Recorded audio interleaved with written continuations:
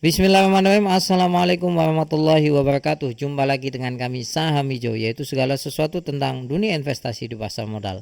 Pada kesempatan kali ini kita akan membahas saham Bank BRI setelah keluarnya laporan keuangan full year di tahun 2024. Dan juga kita akan bahas berapa target harga Bank BRI yang realistis untuk kondisi sekarang. Tentu saja disclaimer on, dan ini keadaan saham Bank BRI yang mana posisinya sudah jatuh 37%. Ini 36,98. Saya genapkan 37%. Tentu saja untuk saham Big Bank ini bukanlah berita yang bagus, karena biasanya saham Big Bank itu turun paling 10%, 15% setahun ya.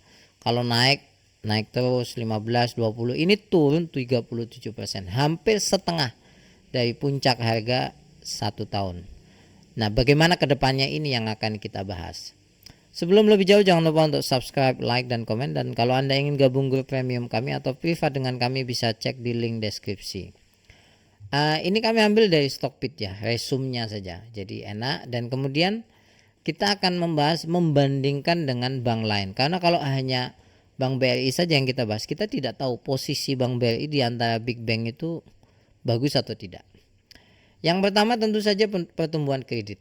Ya, kreditnya Bank BRI pertumbuhannya tidak begitu bagus versi kami ya, yaitu 7%. Ini kalau dibandingkan Bank BCA, Bank Mandiri itu jauh sekali.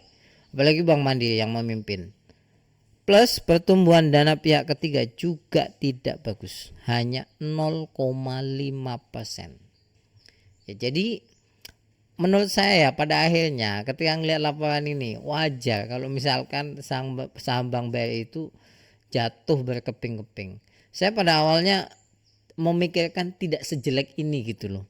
Tapi ternyata wow, luar biasa. Karena itu biasa ya, asing keluar duluan dia kayak maha tahu gitu loh. Berikutnya kita lihat pendapatan bunga, yaitu interest income. Bank BRI 10%. Tidak begitu jelek, tidak begitu bagus. Bank Mandiri memimpin 14%. Beban bunga, tapi ini ya, Bank BUMN rata-rata beban bunganya cukup besar, yaitu 30%. Bacanya di sini ya, ini nih. Nah, kemudian kalau Bank BCA yang paling bagus, bank paling bagus menurut kami itu hanya 1,5%. Sehingga net interest income-nya, pendapatan bersih ya dari bunga itu sebesar 3,4%. Ini enggak bagus menurut saya ya. Net interest dari BCA itu 9,8, hampir 10%, luar biasa. Bank Mandiri 6,1%. Dan operasionalnya Bank BRI itu gede banget ya, gede banget. 14% ini pertumbuhannya. Jadi gitulah.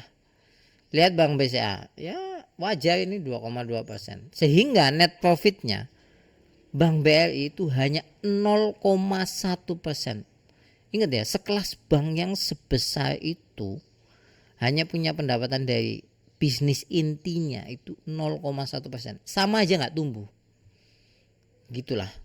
Jadi ya susah untuk berbuat ya. Bandingkan dengan Bank BCA yang net profitnya 12,7%. Mari kita lihat dari kemampuan dalam menghasilkan bunga dan kemudian juga rasio dana murah dan juga risiko daripada pinjaman. Nah, mari kita lihat daripada NIM, net. Jadi ini kemampuan menghasilkan pendapatan bunga bersih Bank BRI itu sebetulnya tidak jelek-jelek amat, yaitu 7,7%. Dibandingkan yang lain tidak lebih bagus Bank BRI lah, tapi kredit cost-nya ini yang mahal. Yang lain 0,0, Bank BRI 3,2%. Ya. Nah, berikutnya LDR, kemampuan loan deposit ratio ini, kemampuan bank membayar kewajiban kepada nasabah itu di angka 88,9%. Kalau sudah mendekati angka 90 itu harus hati-hati. Ingat, mendekati angka 90 itu harus hati-hati. Kalau Bank BCA di bawah 80 oke lah. Bank Mandiri itu bahaya ya, di atas 90.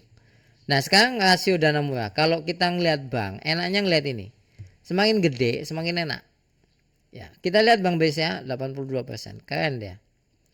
Bank BRI itu 67% dibandingkan Mandiri, Bank BRI, sehingga bisa dikatakan ini cukup mengkhawatirkan jika dibanding yang lain. Ingat, jika dibanding yang lain ya.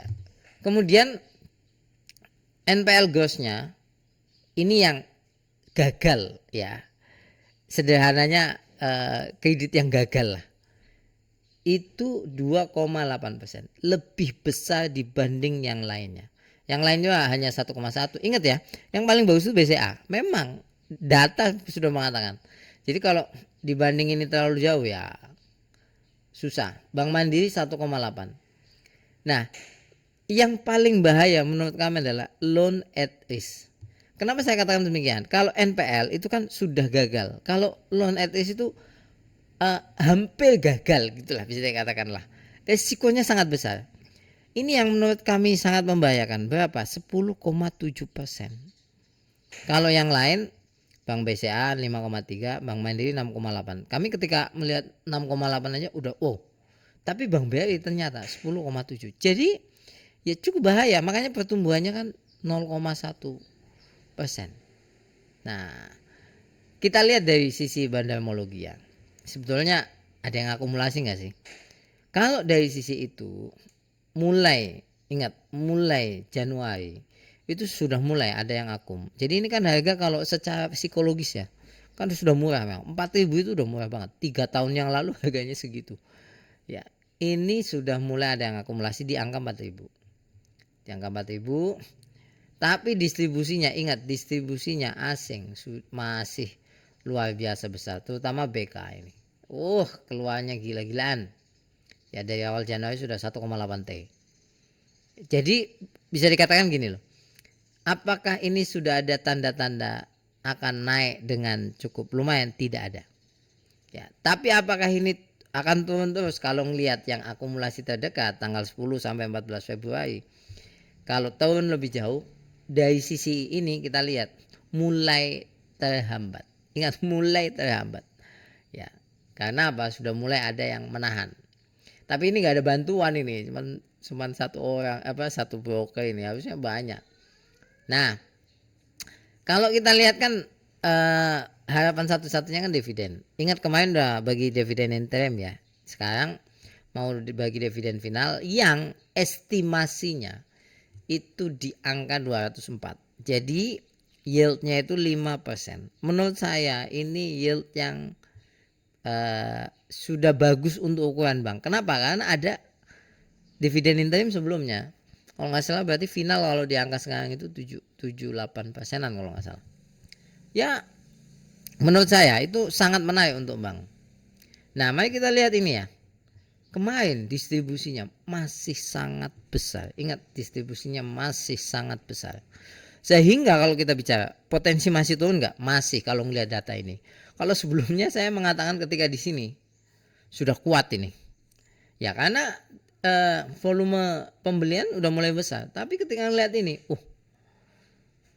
ya di saham kan seperti itu. Jadi naik turunnya itu kita harus update day by day.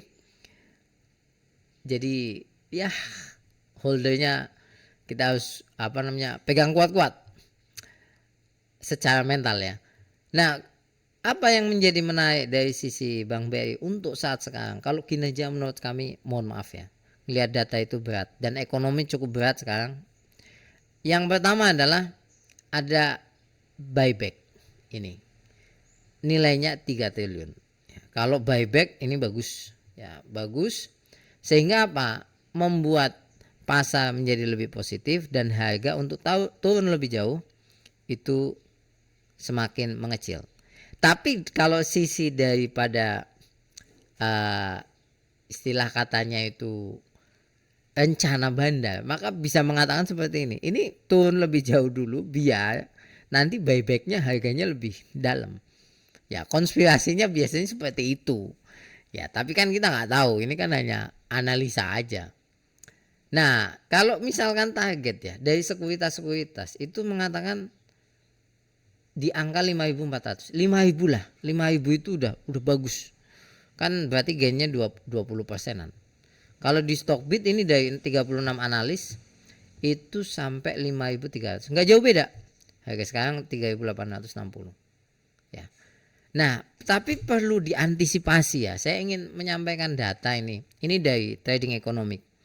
Ini forecast daripada dolar ke rupiah. Untuk tahun 2025 itu dolar itu diprediksi terus naik. Kalau misalkan ini kan hanya prediksi ya. Kalau menurut kami angkanya di kisaran berapa? 16 sampai 16.500. Kisarannya. Bisa turun, bisa, karena ada program DHE kan di pemerintah itu. Nanti kapan-kapan kita bahas. Tapi kalau ngelihat angka ini, kalau misalkan real sampai 16.500 itu sudah cukup berat. Berat untuk bank itu. Artinya apa? Ya potensi naiknya agak lama. Ya, apalagi kalau sampai 17, bahaya ini, banyak PHK nantinya. Sekarang aja udah banyak PHK, apalagi 17.000. Nah, ini versi kami ya, ini versi kami. Kalau melihat data yang tadi, bisa turun lebih jauh, bisa. Sampai berapa? Bisa lebih ke turun lebih dalam dari 3.800. Tapi kalau 3.800 tidak jebol, itu bagus karena menciptakan double bottom. Ya, double bottom. Kalau sampai atas, resistennya menurut kami 5.000 lah. Gak usah jauh-jauh lah. Cuman persoalan kapan nyampe 5.000-nya? Ya kita lihat laporan keuangan. Tidak, kalau versi kami tidak bisa ini jangka dekat. 3 bulan enggak. Ya paling sentimen dividen naik sampai berapa gitu. Habis itu ya bisa potensi turun lagi. Karena sekali lagi sentimen dolar itu akan sangat mempengaruhi perbankan. Yang berikutnya yang cukup mengkhawatirkan juga adalah ada kebijakan dari BRI itu terkait transaksi short selling. Bank BRI masuk di dalamnya sehingga kalau masuk short selling, aduh berat. Turun ada yang dapat untung. Artinya apa? Ada yang menginginkan saham ini turun kan. Nah, ini versi kami ya. Kinerja biasa. Valuasi kalau ngeliat kinerjanya ya standar. Tidak terlalu mahal, tidak terlalu murah. Bisa turun lagi, ingat. Kalau prospek versi kami untuk perbankan tetaplah bagus. Kenapa saya katakan demikian? Karena gini, siapa sih orang Indonesia yang nggak kredit? SK aja dimasukkan kok. Jadi kalau prospeknya bank masih oke, apalagi big bank ya, big bank. Resiko tidak begitu besar di harga sekarang. Ingat, resiko tidak begitu besar di harga sekarang. Kalau versi kami saham hijau ya, ini harga dengan bisnisnya ini sudah lumayan bagus. Potensi ke 5.000 ada, tapi ingat sekali lagi tidak cocok untuk jangka pendek. Sekali lagi ingat tidak cocok untuk jangka pendek. Jadi sisi bahayanya adalah kalau versi kami di dolar ini cukup kuat di era Trump. Dan kalau misalkan lihat ekonomi masih belum begitu bagus dan banyak podcast yang mengatakan ini ekonomi lagi jelek, banyak PHK dan lain sebagainya, dan itu betul. Ya, kami merasakan berat, daya beli rendah dan lain sebagainya. Ini dari kami. Kalau ada sanggahan cantumkan di kolom komentar, atau misalkan Anda punya pendapat lain atau minus berapa, sama kami juga minus ini ya. Ya namanya investasi tidak mungkin lah hijau terus. Tapi tetap semangat. Semoga saham kita hijau selalu. Terima kasih banyak. Sampai ketemu lagi. Assalamualaikum warahmatullahi wabarakatuh.